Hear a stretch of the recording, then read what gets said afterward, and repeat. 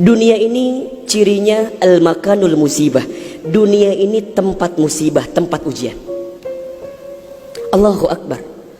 3 bulan kebelakang barangkali kita sedang diuji dengan sebuah wabah penyakit yang bahkan di beberapa negara sudah menjadi musuh yang sangat nyata. Di Indonesia di waktu yang dekat ini sudah menjadi peringatan dari pemerintah terkait dengan penyakit ini. Ini musibah. Dan memang dunia tempatnya. Terus Ustadz, haruskah kita takut? Enggak. Haruskah kita gelisah? Enggak. Haruskah kita panik? Biasa saja. Apa yang kita panikkan? Kematiankah?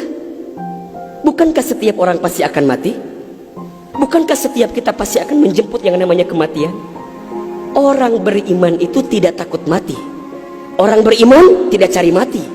Orang beriman tidak gelisah dengan mati. Justru orang beriman membuat persiapan-persiapan terbaik untuk menghadapi kematian. Maka mohon maaf lahir batin, virus corona barangkali ini cara Allah untuk ngingetin manusia bahwa kita semua akan kembali kepada Allah Subhanahu wa taala.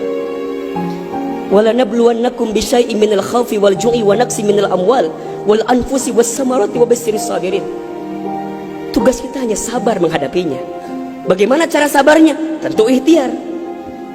Bagaimana Kemenkes memberikan peringatan kepada kita barangkali? Rajin cuci tangan di waktu yang sekarang dengan sabun. Yang sakit, yang batuk, yang pilek menggunakan masker. Kurangin bersentuhan dengan orang-orang yang sekiranya sedang punya penyakit. Itu kan ikhtiar dunia. Tapi ikhtiar akhiratnya jangan lupa. Apa itu? Alladzina idza asobathum musibah qalu inna lillahi wa inna ilaihi rajiun. Apa maknanya? Kembalikan sama Allah. Kullu da'in dawaun. Setiap penyakit ada obatnya. Dan obat yang paling mujarab, obat yang paling tangguh, obat yang paling hebat, obat yang datang dari Allah Subhanahu wa taala. Zikir pagi dan petang. Bahkan barangkali mungkin hadirin sudah tahu doa khusus yang Nabi ajarkan berangkat dari hadis Abu Daud ketika kita mendapatkan virus penyakit yang berbahaya. Allahumma inni a'udzubika minal barasi wal jununi wal judami wa min sayyi'il asqami. Ya Rabb, ya Rabb, sesungguhnya aku berlindung kepadamu dari penyakit belang, dari penyakit gila, dari penyakit kusta, dan kami pun berlindung kepadamu ya Allah dari penyakit yang mematikan, menyakitkan, bahkan mengerikan.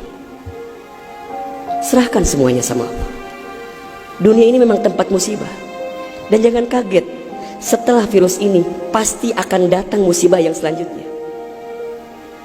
Kemarin di Sukabumi baru gempa.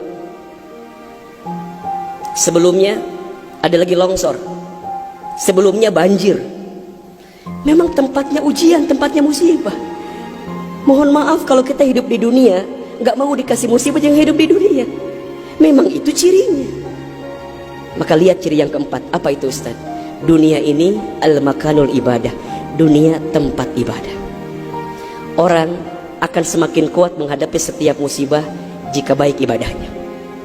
Semakin hebat ibadahnya, semakin kuat hati untuk menghadapi setiap ujian itu.